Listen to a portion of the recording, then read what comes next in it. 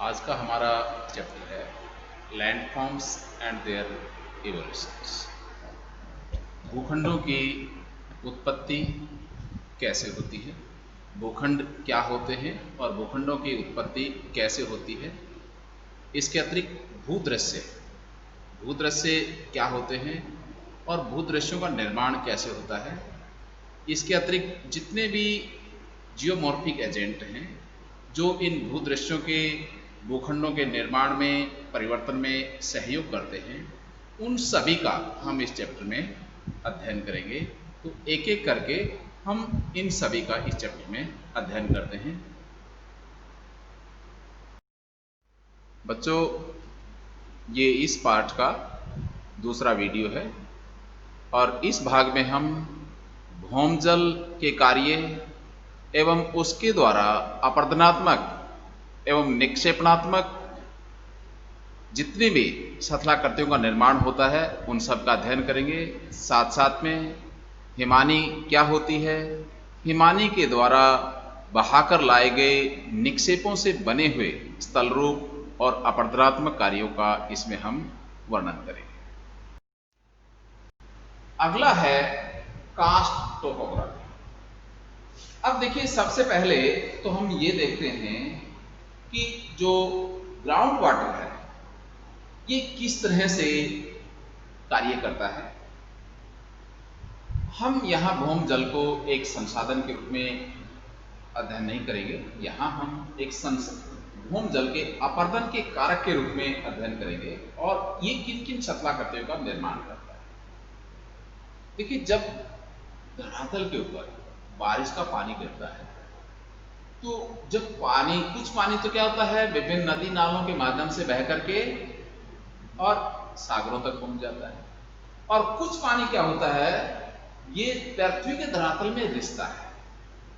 और रिश्ता किससे है, जहां चट्टानें कमजोर होती हैं यानी कम सघन होती हैं, तथा जो घुलनशील होती हैं या जोड़ों या संधियों के माध्यम से या जो दरार होती है वहां से पानी रिसता है। और जब ये पानी रिसता है तो पहले तो ये लंबवत रिसता है और उसके बाद ये क्षैतिज रूप में रिसता, क्षैतिज रूप में बहता है। और जब ये पानी बहता है तो अनेक तरह के अपरदन के कार्य करता है और फिर जमाव के कार्य करता है और अनेक तरह की शथलाकृतियों का निर्माण होता है। हालांकि ये शथलाकृतियां पृथ्वी के अंदर होती हैं, लेकिन कभी कभी ये पृथ्वी के बाहर भी दिखाई देती हैं। तो ये जो शथलाकृतियां होती हैं ये ज्यादा महत्व की नहीं होती हैं, लेकिन ये जरूरी है, एक भूगोल के विद्यार्थी के रूप में इनका अध्ययन बहुत ही जरूरी है। अब देखते हैं कि ये जो अंडरग्राउंड वाटर है, जो भौम जल कहते हैं, ये किन शथलाकृतियों का निर्माण करता है। सबसे पहला है पूल्स, जिसको हम कुंड कहते हैं। अब कुंड का मतलब क्या है, small to medium size round to sub round shallow depressions are formed by the water while percolations. Such pools or such shallow depressions are known as pool.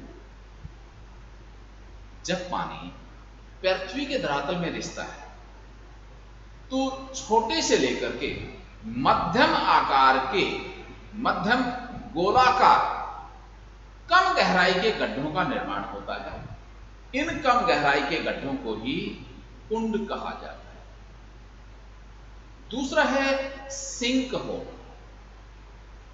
Sink hole क्या होते हैं, a sink hole is an opening more or less circular at the top and funnel shaped toward the bottom. Such features, such structures are known as sink hole. यानी sink hole है वो एक तरह से एक सर्कुलर यानी वृत्ताकार छिद्र होता है। एक छिद्र होता है, ऊपर से ये वृत्ताकार होता है और नीचे से ये कीप की आकृति का होता है। ठीक है, नीचे से कीट की आकृति का होता है। इस तरह के छिद्र को क्या कहते हैं? इस तरह के छिद्र को सिंक होल कहा जाता है। अब जब देखिए ये जो सिंक होल हैं, इनकी जो गहराई है, चौड़ाई है, वो अलग अलग होती है। इनकी जो गहराई है वो कई मीटर से लेकर कई सौ मीटर तक भी हो सकती है। और इनका जो निर्माण है वो चट्टानों के घुलने से होता है। जब चट्टानें घुलती हैं तो ऐसे छिद्रों का निर्माण होता है। अगर इन घोल रंध्रों के नीचे जो कंदराएं हैं, जैसे ये चट्टानें घुल जाती हैं तो देखिए नीचे क्या है, एक सुरंग सी बन जाती है, ठीक है ना। अगर इनकी छतें ध्वस्त हो जाए तो ये बड़े छिद्र बन जाते हैं, जिनको ध्वस्त या निपात रंध्र के नाम से जाना जाता है। अब जो ध्वस्त घोल रंध्र होते हैं, इन्हीं को डोलाइन भी कहते हैं। इन्हीं को क्या कहा जाता है? इन्हीं को डोलाइन भी कहा जाता है। जब घोल रंध्र व डोलाइन आपस में मिल जाते हैं, यानी छत के गिरने से या पदार्थों के सकलन होने से आपस में गिर जाते हैं, तो युवाला का निर्माण होता है। जब घोल रंध्र व डोलाइन इनकी छतें गिर जाती हैं या सकलन की वजह से टूट जाती हैं, तो ये आपस में मिल जाते हैं। और आपस में मिल जाते हैं तो एक लंबी, तंग और गहरी खाई बनती है, जिसको क्या कहते हैं? जिसको युवाला कहते हैं। अब धीरे धीरे चूनायुक्त चट्टानों के अधिकतर भाग इन गर्तों में खाइयों के हवाले हो जाते हैं और पूरे क्षेत्र में अत्यधिक अनियमित, पतले व नुकीले कटक रह जाते हैं, जिनको लेपेज कहा जाता है।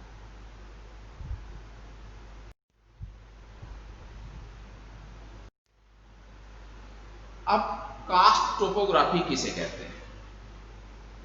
कास्ट टोपोग्राफी का मतलब है एनी लाइमस्टोन और dolomite region showing typical landforms produced by the action of groundwater through the process of solution and deposition is known as karst topography. अब है निक्षेपित स्थल रूप। होम जल के द्वारा बनाए गए निक्षेपित स्थल रूप। देखिए कुछ चट्टानें ऐसी होती हैं जो पानी के संपर्क में आने से, जैसे चूना पत्थर है, डोलोमाइट है, इनमें क्या होता है? कैल्शियम कार्बोनेट होता है।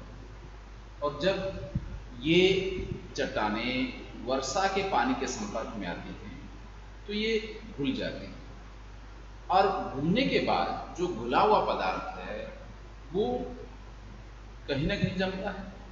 तो उसके जमने से कुछ सतलाकृतियों का निर्माण या स्थल रूपों का निर्माण होता है। तो इसमें हम इसी का डिस्कशन करेंगे, और ये ऐसे ही एक सतलाकृति का चित्र है जो सैटेलेक्टाइट और सैटेलेग्माइट और स्तंभ दिखाए गए। इसमें इनका निर्माण कैसे होता है और कहां पर होता है। These are the depositional landform of groundwater. पहले हम डिस्कस करते हैं सैटेलेक्टाइट्स। Satellites are the downward hanging pillars from the roof of limestone caves are known as satellites. These are sharp slender pillars. These are formed by limestone drops hanging from the roof of the caves. दूसरा है सैटेलेग्माइट। The upward rising pillars from the floor of limestone caves are called satelagmite. These are short conical shaped pillars. These are short conical shaped pillars. And third point, these are formed by the deposition of limestone on the floor of the caves. some other features. Stalagmites grow from the clouds, while stalactites grow from the roof.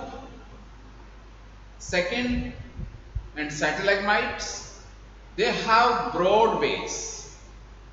Stalactites have narrow base. Stalagmites form due to the evaporation of water, while stalactites form due to the condensation. And fourth point, stalagmites have broad edge, while stalactites have sharp edge. Fifth point, stalagmites, they are pillar shaped, while stalactites are in conical shape. अगला है glacier. Him नदी किसे कहते हैं?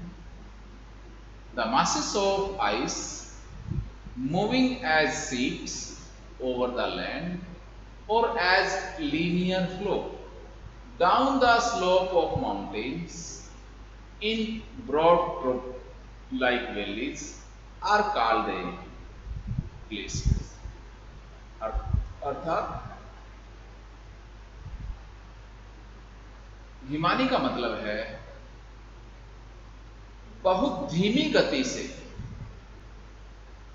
बर्फ की सीटें जब डाउन द स्लोप यानी ढलानदार क्षेत्रों की ओर धीरे धीरे सरकती हैं या धीरे धीरे खिसकती हैं, तो धीरे धीरे बर्फ के जो एक तरह से सीट खिसकती हैं, इन्हीं को ही क्या कहा जाता है? इन्हीं को ही ग्लेशियर कहा जाता है। There are two types of glaciers, continental glaciers and second one is mountainous glaciers और mountain glaciers। दो तरह की हिमानियां हैं, महाद्वीपीय हिमानी या गिरिपद हिमानी, दूसरा है पर्वतीय हिमानी या घाटी हिमानी। अब देखिए, महाद्वीपीय हिमानी कहाँ बनती हैं और पर्वतीय हिमानी कहाँ बनती है? महाद्वीपीय हिमानी जो ध्रुवीय प्रदेश है, जहां पर तापमान बहुत कम रहता है, माइनस में रहता है, वहां पर क्या है, अक्सर बर्फ पड़ती रहती है। तो बर्फ की एक परत के ऊपर दूसरी परत जमा होती जाती है, दूसरी के ऊपर तीसरी, ऐसे क्या है, बर्फ की एक मोटी परत जमा हो जाती है और ऊपरी परतों के भारी दबाव की वजह से फिर ये डाउन द स्लोप मूव करना शुरू करती हैं। इस तरह की जो हिमानी होती है उसको महाद्वीपीय हिमानी कहते हैं। अब दूसरा है पर्वतीय हिमानी या घाटी हिमानी भी कह सकते हैं। पर्वतों के ऊपर भी क्या होता है, जहां पर्वतों की ऊंचाई बहुत ज्यादा है, यानी जहां 4000 फीट से अधिक ऊंचाई है, वहां पर अक्सर क्या होता है, बर्फ पड़ती है।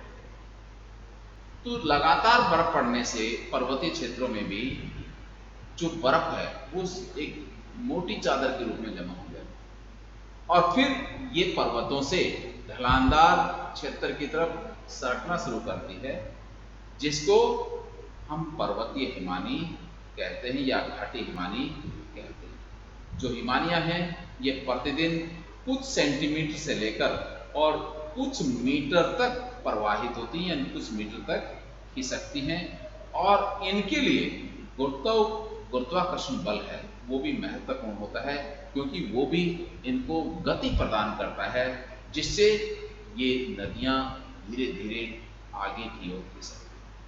और जब ये खिसकती हैं तो अपने साथ जो भी इसके रास्ते में आता है उसको पूरी तरह से ध्वस्त कर देती है। चट्टानों के बड़े बड़े टुकड़ों को, शैल खंडों को ये अपने साथ बहा करके लाती है। तो इस तरह से जो हिमानियां हैं वो बनती हैं और हिमानियां मुख्य रूप से दो तरह की होती हैं।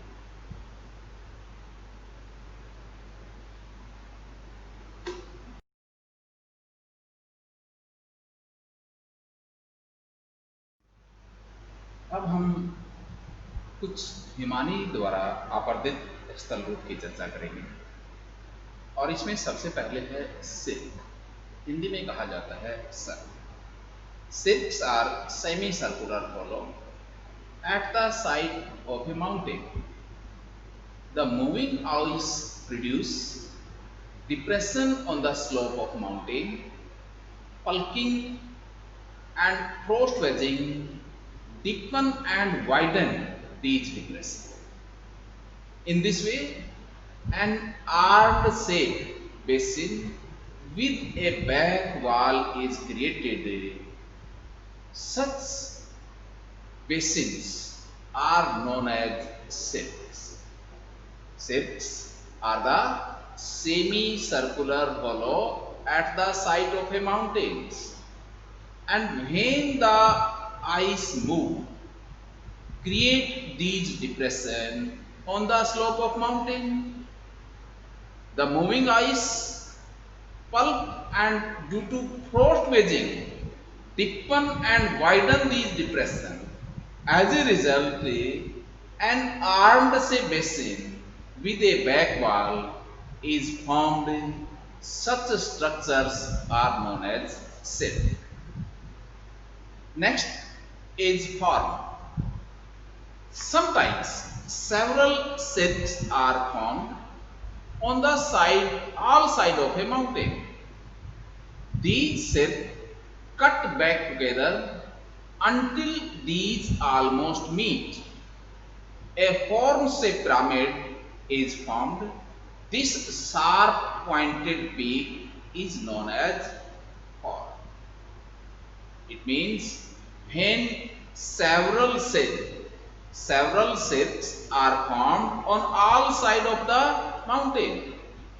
These sets cut through the backside of each other. Understood? And they cut until almost meet. In this way, a horn-shaped pyramid is formed. This sharp-pointed peak is known as horn.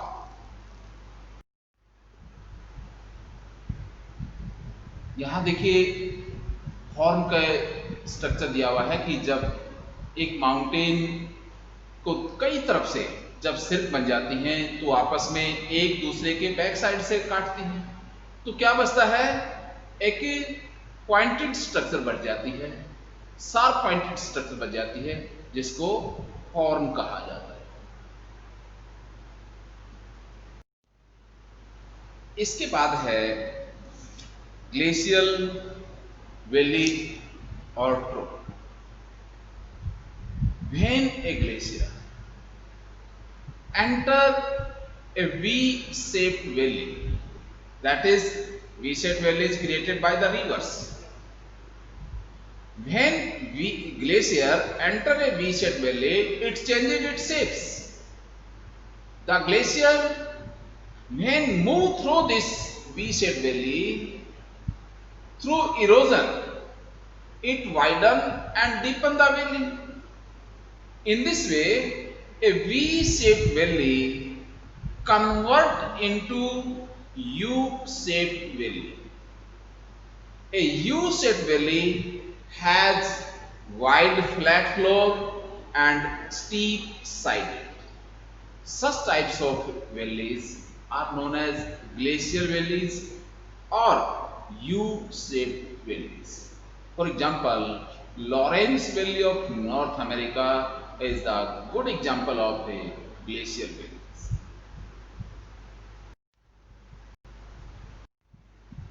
Next है fjord. Fjord, very deep glacial trough filled with seawater and making of shoreline are called a fjord.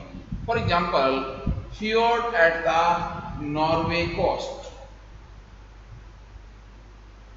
यानी देखिए fjord का निर्माण कहां पर होता है? fjord का निर्माण मुख्य रूप से जब गहरी हिमनद गर्तें समुद्री जलों से भर जाती है तथा जो समुद्री तट रेखा होती है उसे ही क्या कहते हैं, फियोर्ड कहते हैं।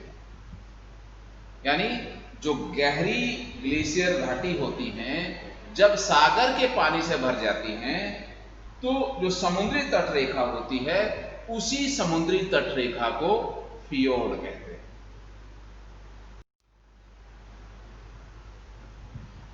अब आता है कुछ निक्षेपित स्थल।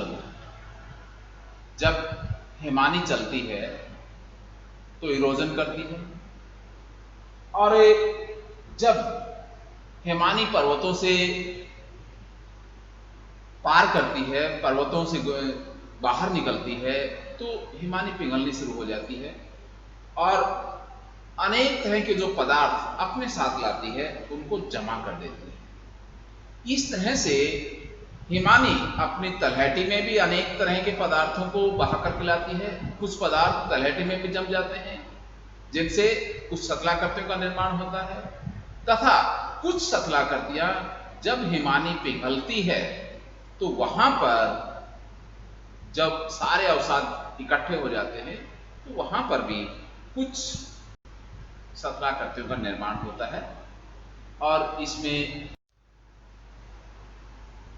Moraines, when glacier emerge out from the mountains, or we can say that come out from the mountains, it begin to melt. When glacier begin to melt, it is known as the retreat of a glacier. Most of the material brought by the glacier is deposited. These deposits are called till or drift. Glacier deposit its material in the form of hillocks. Hillocks means the small hill type structure. These are known as moraines, and according to the place of deposition there are four types of moraine. Types of moraine, यहाँ हम देखते हैं कि जो चार तरह की हिमोड हैं, चार तरह की मोरेन हैं, वो कैसे बनती हैं। पहला है टर्मिनल मोरेन। टर्मिनल मोरेन को अंतस्थ हिमोड भी कहा जाता है। टर्मिनल मोरेन का मतलब है when the glaciers come out from the mountains, it begin to melt. So when it begin to melt, some material that is brought by the glacier is left behind at the snout of the glacier. This is known as terminal moraine. Terminal moraines अंतस्थ हिमोड, यानी हिमोड के अंतिम भाग में मलबे के निक्षेप से जो लंबी लंबी कटकें बनती हैं इनको अंतस्थ हिमोड कहा जाता है। दूसरा है टर्मिनल, दूसरा है लैटरल मोरेन। लैटरल मोरेन को कहा जाता है पार्श्विक हिमोड, और पार्श्विक हिमोड का मतलब है हिमनद घाटी की दीवार के समानांतर निर्मित होते हैं, और जब हिम नदी अपने किनारों पर, दोनों किनारों के साथ साथ पदार्थों को जमा करती है तो एक अर्धचंद्राकार कटक का निर्माण होता है। इस अर्धचंद्राकार कटक को ही क्या कहा जाता है, पार्श्विक हिमोड कहा जाता है। When the glacier get deposited their material on the two sides of the glacier, such types of structure, or in this way a ridges of loose and broken material is formed. Such ridges is known as lateral moraine. Third one is ground moraine. Ground moraine means when material deposited underneath a glacier, it is known as ground moraines, and these are found scattered on the valley floor. And last one is medial moraines. Medial moraines means when two glaciers meet together. When two glaciers meet together at a point, the inner lateral moraines unite to form only one ridge. This one ridge along the middle of the main glacier is known as medial moraines. So in this way, glacier forms these four types of a moraines. Next है esker. How the eskers are formed and what are the eskers? Coarse materials like boulders and blocks along with some minor fraction of rock debris carried into this stream settle in the valley of ice beneath the glacier, and after the ice melt can be found as a sinus ridge. Such types of ridge are known as esker. यानी जब ग्रीष्म ऋतु में हिमनद के पिघलने से जल हिमतल के ऊपर से प्रभावित होता है अथवा किनारों से रिसता है या बर्फ के छिद्रों से नीचे से बहता है, यह जल हिमनद के नीचे एकत्रित होकर बर्फ के नीचे नदी के रूप में प्रवाहित होता है। ऐसी नदी घाटी के ऊपर बर्फ के किनारे वाले तल में प्रवाहित होती है। यह जलधारा अपने साथ बड़े बड़े गोलाश्म, चट्टानों के बड़े बड़े टुकड़े, छोटे छोटे चट्टानी मलबे बहा करके लाती है, जो हिम नदी के नीचे इस बर्फ की घाटी में जमा हो जाते हैं। ये बर्फ पिघलने के बाद एक वक्राकार कटक के रूप में दिखाई देते हैं, जिन्हें एस्कर कहा जाता है। आउटवाश प्लेन, हिमानी धोध मैदान। जब हिमानी गिरपद के मैदानों में आती है, यानी पीडमोंट रीजन में आती है, फुटिल एरिया में आती है, तो हिमानी पिघलना शुरू कर देती है। और जब पिघलती है तो अपने साथ लाए गए कंकड़, पत्थर, रेत, मिट्टी इत्यादि को वहां पर समतल जो मैदान होता है पीडमोंट का, वहां पर जमा कर देती है। तो हिमानी के द्वारा बहाकर लाए गए पदार्थों से बने हुए ऐसे मैदानों को हिमानी धोध मैदान कहते हैं। अगला है drumlin.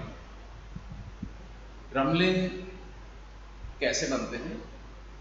Drumlins are smooth oval shaped ridge like features composed mainly of glacial till with some masses of gravel and sands.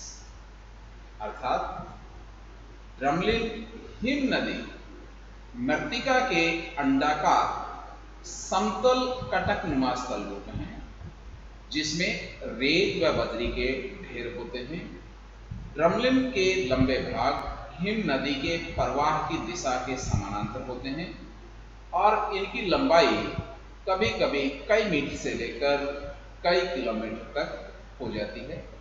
Drumlin का हिमनद सम्मुख भाग स्ट्रास कहलाता है और पीछे का भाग है पृच्छ भाग कहलाता है, जो तिरु ढाल वाला होता है। ड्रमलिन का निर्माण हिमनद दरारों में भारी चट्टानी मलबे के भरने व उसमें बर्फ के नीचे रहने से होता है।